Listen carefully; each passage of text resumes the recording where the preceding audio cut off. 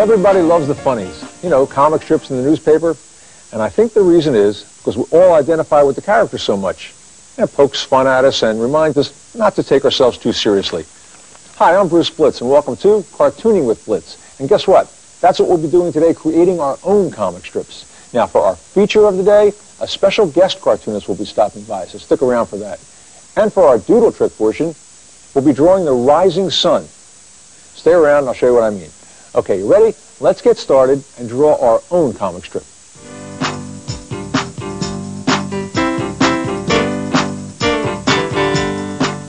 I really do love the funny papers. You know, the characters in there become like your friends and you run to the paper to see what your friends are up to. All right, let's create our own comic strip together, okay?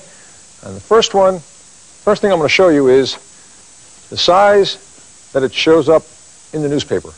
Now, a lot of people think that the cartoonists work with one of those jeweler's eyepieces, and they work like that with a pen to get all that detail in there, but that's not how it's done. It's actually done twice the reproduced size, like this one right here. And let's read this comic strip together, okay? This is the one I did. In the first panel, it says, "It's your teacher. You missed the class skating party," she says to her son. And then in the second panel, she says, "She put a note in your math book." The little boy says she did.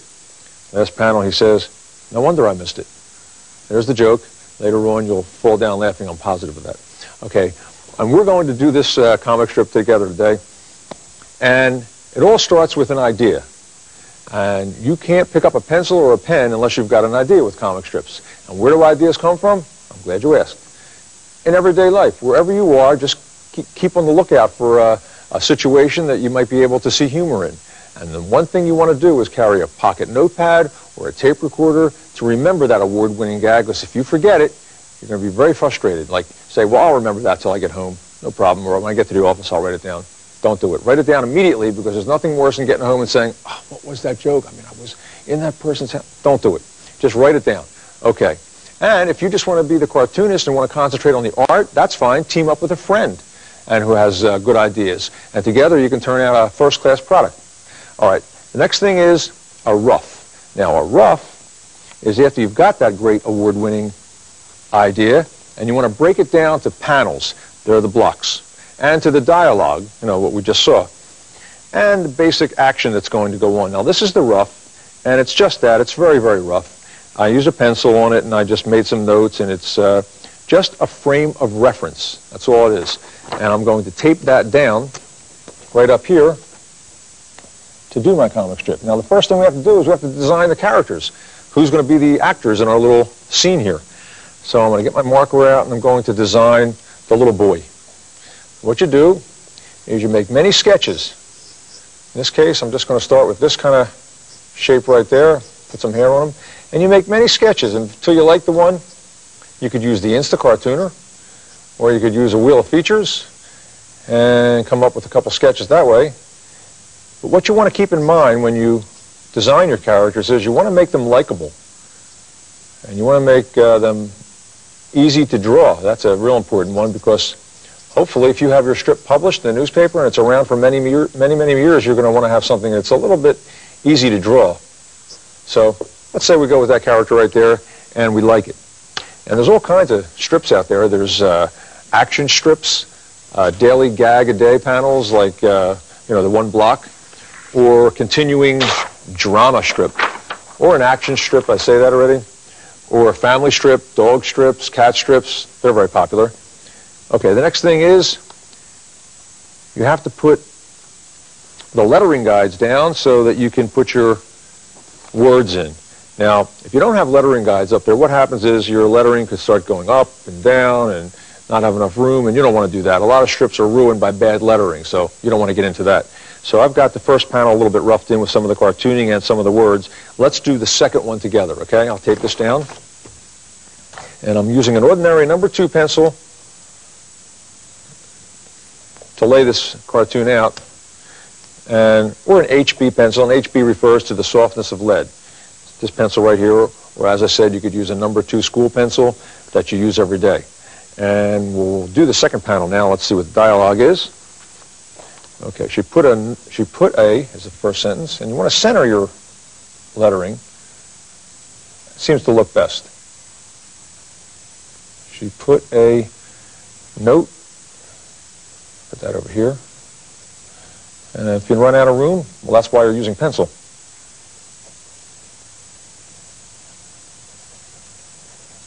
To remind you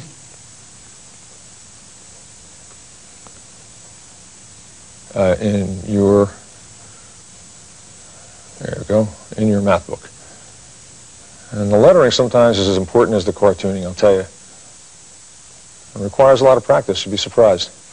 And we're going to put this line around it, and that's the balloon. These are called balloons, and then you put the characters right underneath. Now, by putting the balloon down, you know how much space you have left.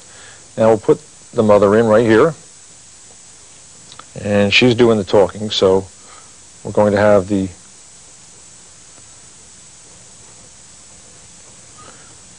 pointer. Now, the pointer is what comes out of the balloon,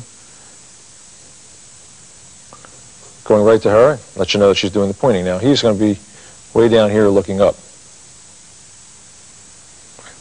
Okay, and he gets a little balloon too, and I didn't have any lettering guides for him, but he says she did over here, and here's his eyes, and you always want to make the person that's speaking have their dialogue to the left or higher, and then the next person that you want the reader to say was reading a little bit to the right or down a little bit, because the natural tendency is to do it that way, from left to right.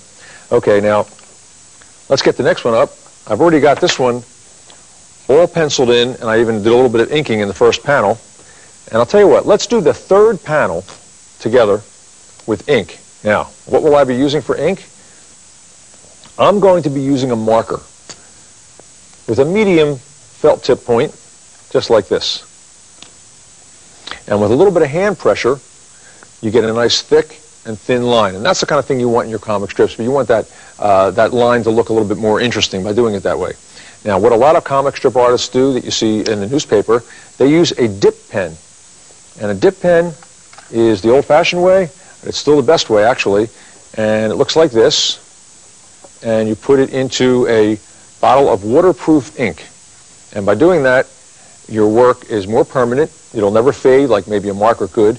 And the line can be nice and thick and thin. That part it does have. And what else? It's hard to work with, though. That's the only thing about them that requires a lot of practice. That's the downside. But it really does give a real professional look. But I'll be using a marker right now because you want to keep going. Okay, we're doing the third panel now. And we'll do words. I'm using the same marker for the words. Now, it's possible you want to change that. And I'm not quite going over the lettering perfectly, but I'm using it as a guide in this case. No wonder I missed it, he's saying. And for markers, it's conceivable you might want to go to an art store and experiment first, because that might be the best way to do it. And this is a thought balloon. These like bubbles, this cloud. That indicates that the character is thinking something. So we'll do that. And again, see that thick and thin line? Pointy, and the ends thick.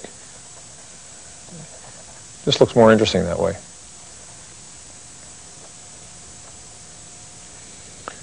Okay, now these bubbles here show that that's going to his head because he's thinking about it.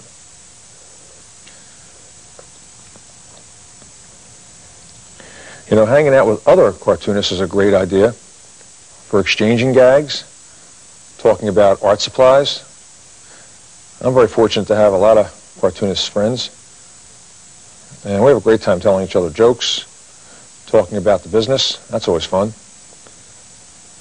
And as I said before, it's fun to team up with somebody and turn out a first-class product. And I think you're going to hear a little bit more about that later with our special guest, although I don't want to give it away. Cartoon effects and accessories over here. This shows that he's a little perplexed or something, or questioning. Finish up his hair. And the next thing is we're going to sign it. And you know, a signature is very important. And don't be modest about it. Don't say, well, I don't want to make a big deal about my signature. Well, maybe don't make a real big deal, but it's important to sign your work because you know what? Think of your favorite soft drink and their logo, how it's everywhere. And they like it just like that. And if you were lucky enough to be published in the newspaper, your logo is your name. Wouldn't that be great to be seen by all those millions of people all the time? Why just throw it away? There's nothing wrong with that. Okay, now we'll put the borders in. And the borders are purely a personal choice there, too. I'll do the third panel again. You could use a ruler, is what I mean by personal choice, or you could do it freehand. I'll do it freehand for you now. And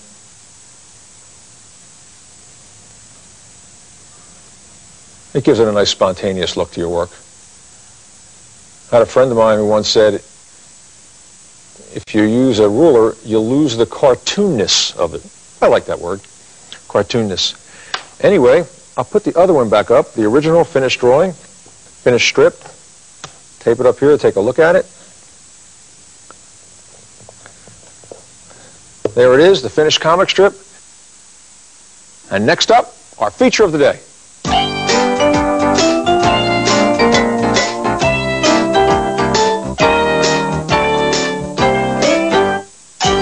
Now, for today's feature, a special guest cartoonist is stopping by, the artist that has been drawing Blondie in the newspaper. And Blondie is seen in over 2,000 newspapers each day worldwide. And get this, is seen by over 360 million people each day. I'd like to bring him on right now, my new friend, Dennis LeBrun. Dennis, thanks so much for coming by. Thanks for asking, Bruce. I'll tell you what, why don't you take my seat and we'll get started and we'll talk cartooning. All right. Now, how long have you actually been drawing Blondie for? 18 years now. 18 years. Yes. Now, you draw Blondie, but you don't write the strip. Is that right? That's correct. Who does that? Dean Young. Dean Young. And he sends it to us in a script form. My assistant and I look it over.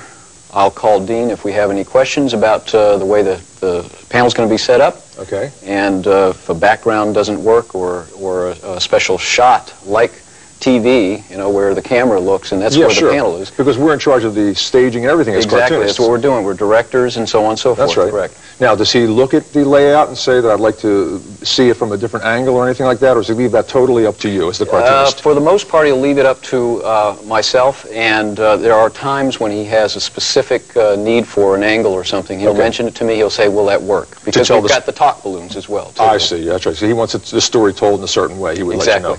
Okay, well, let's get to it. Let's draw the popular Blondie right now, and let's start with, you already have it penciled in, so would you explain a little bit about how you work for our viewers? Right. What we do generally, we have to write or draw the strip in pencil first because it's so small. It's only 15 inches in width. Okay. And so the head on Blondie generally is about a ½ inch high. Okay, so that's pretty small. Yeah, and so with that, we have to be pretty precise about getting the drawing done because she's anatomically correct, Blondie. Okay, now anatomically correct for our viewers means that it's less cartoonified, less bubble-nosed type character? Exactly. Okay. It's not a Bigfoot, and she's not really an illustration. She's in between, so there's a little more proportion to her body and to her face, and she looks a little more realistic as opposed to Dagwood, which I've never seen somebody looking like Dagwood walking down the street. Right. That's more in the cartoon realm. Exactly. Okay. Exactly. All right. Let's see what you... So we usually start out with pencil, and I've already done that pre-sketching here. And what I'll do is that we use a thick and thin or a flexible tip when we're drawing on the strip. So that's why I'm using this chisel point. That's so we can see it at home. But we talked about it earlier on the show. A lot of comic strip artists like to use the dip pen because it lasts longer. Is that correct? Yeah, it lasts longer. It gives you a very flexible pen, a line. It doesn't give you that mono line. Yes. It's an interesting line. Right. And it's a little more interest as opposed to just seeing the same thickness. Same thickness all the way through. Right. Now, some artists now are using marker, and as I explained, they have their good side and their bad side because the point doesn't stay consistent. And over the years, it may yellow or fade totally, and you want to keep your work around as long as you can, obviously. Exactly, exactly. Well, that's one point. Also, another part of this is that I work faster, actually, with the pen point that I use, which is a Hunt 103, than I would with a pen point that I'd have to build the line up with. Okay. Blondie's got a lot of curls. The hairstyle she's had for many, many years, since probably the 40s, I believe, is when this hairstyle came out pretty much. get that little... now, do you have to have the exact amount of curls each time? Is it that, well, is it that precise? It helps, yeah. I try to. It becomes a template when we're drawing the strip that we get all the curls in the same place. It helps me. They're not all exact. It's not a wallpaper and a duplication of it, but I try to get as close as possible. Now, I noticed right on the lip there, you left that little white space. Yes, it's a little highlight on the bottom of her lip, and of course I'm drawing this a lot faster than I normally would in the strip, but yeah, even on when the head's a ½ inch high, I leave a little bit of a highlight. A little highlight. Yes. Yeah. That's great. Okay, now let's see Dagwood. Okay. And of course, Blondie is married to Dagwood, and you have that penciled in a little bit as well. Now, Dagwood is a little more of the bubble nose variety, isn't he? Yes, he's, as Dean has many times described him, a male from planet Zork. He is definitely not. You wouldn't think that this kind of guy would be able to get married and stay with a great-looking girl like Blondie. That's right. But he's a funny-looking character. He is really the main character in the strip now. All of the antics that he's involved with, from dithers, work, and everything, and these are generally things that we all do in life. That's what the strip is based on. Yeah. Yeah, no, that's a good point. The strip started how many years ago? Over 50, over 60. Yes, it's about 69 years old right now. Oh, boy. Now, in all that time, does Dean or whoever was writing the strip at the time keep it up to date? Now, we're in the 90s, and is it like that? Do you keep up with the situations of the day, like computers and whatnot? Sure, absolutely. As a matter of fact, I think I brought one of the strips that had to do with the computer. Okay. It's Dagwood now has completely wired at the office. Dithers is having a little trouble with it, and he's in his well, 60s. That's like real life too. Exactly, and so Dagwood helps him out in those areas. But Dagwood now is getting email, and he's being fired that way, as opposed to a verbal firing that happens all the time. Dagwood has been around for over 60 years and is now getting email. That's amazing to me. Yep. I don't know. That just seems like a different generation totally. Okay, I love that. You know, it's like seeing a celebrity like right in front of my eyes, like emerge like that. Okay, now there's an animal in the strip, and we do a show on cartoon animals, and the animal in this strip is Daisy, the dog. So would you please draw Daisy and tell us how you construct that? Yeah, normally in the strip, I'm not drawing the circles all the time. I've gotten the dog down. But when I first started drawing Daisy, I would draw an oval like this and another one that would intersect the other oval. This would be the snout, the nose area. Okay. And then I would put the nose in here. This would kind of teach me how to draw the character. And then I put the eyes in here. And then this would be the forehead that you'd use. And the ear would come up like this, like this. Okay, now you may have a little tough time at home seeing this, but he's working very lightly. But now what I'll do is I'll darken in. There's the oval. Here's another oval. Okay. And that's your basic construction, right? Exactly. So once you've got that, you know pretty much where you're going. The foundation, just like a house. A house has the slab or the basement, and this is our foundation.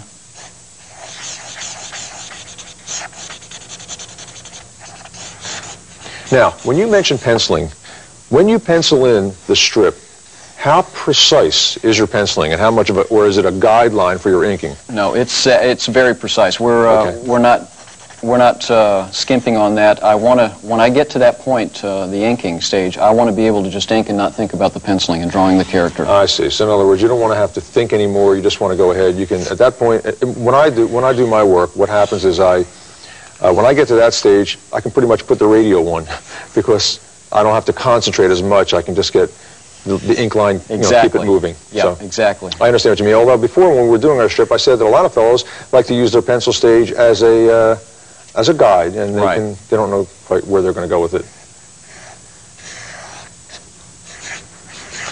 Daisy the dog. Now, wasn't there a lot of dogs there on the strip, and they're still around? But Daisy's the main dog. Is that correct? Daisy had puppies, and they were somehow taken out of the strip. Not known if they were sold or whatever, but never explained. No, never explained. They just one day disappeared, and I think it was just too much in the way of having too many dogs around all the time and too much action. I remember as a boy looking at the strip and just remembering tons of dogs in every panel. It was great. So it was chaos along with Dagwood's chaos. Yeah, it sure was.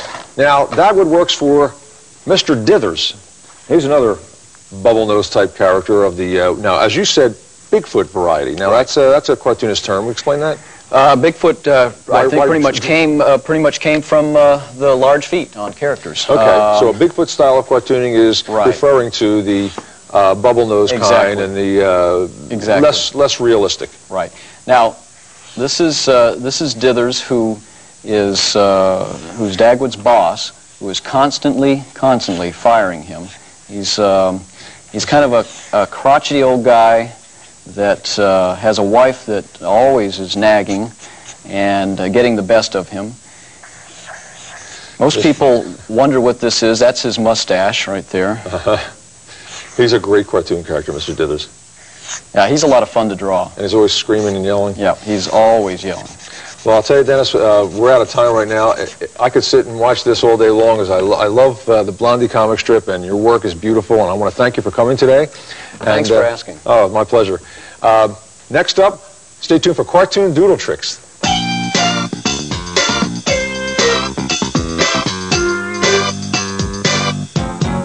Well, remember at the beginning of the show when I said we would draw the rising sun?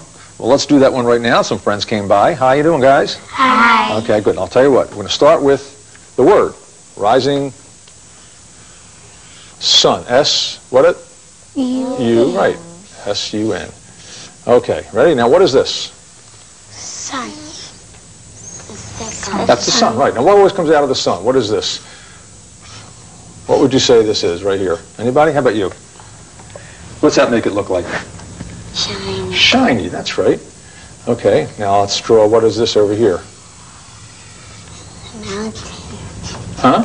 Mountain. The mountain, that's right. The sun's coming up over the mountain. All right, now with a couple lines, we can change that. Put an eye over here, an eye over there, and a nose, and a big smile. And there it is. The rising sun. How'd you like it? Okay, thanks for being with me, and we're all done. No, we're not done. We're not done. That's not it at all. That's just the sun with a face on it. But we can add to that.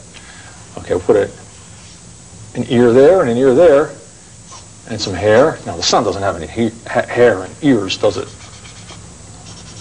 But if we add a couple more lines to it, watch this. Put a collar over there.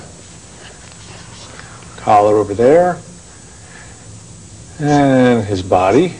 And turn those lines that made it look like it was shiny into his arms.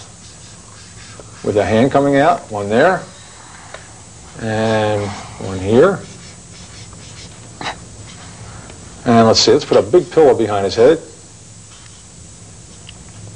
Cartoon pillows always have these like little bumps on the four corners, don't they? That's what helps make it look like it. Let's give him striped pajamas. And a big yawn. A boy waking up. What's that? A boy waking up. A boy waking up. That's exactly right. So, we've got, you know what? Let's put his night table here. And even an alarm clock. And the alarm clock, look at this, is jumping off because it's ringing. Let me see what time he's getting up. He's getting up at 8 o'clock. There you go. And a big cartoon effect and accessory. Ring. And there it is, from the rising sun to the rising sun. Like that? Yeah. I like that. Okay. Well, that's all the time we have for today, and I hope you've enjoyed it. Did you like that? Okay. And for our Blitz tip today, I think it's a good one. 7 days makes 1 week, right? But 7 days without practice makes 1 week. W-E-A-K. See that? I'm Bruce Blica saying thanks for being with me, and keep on cartooning.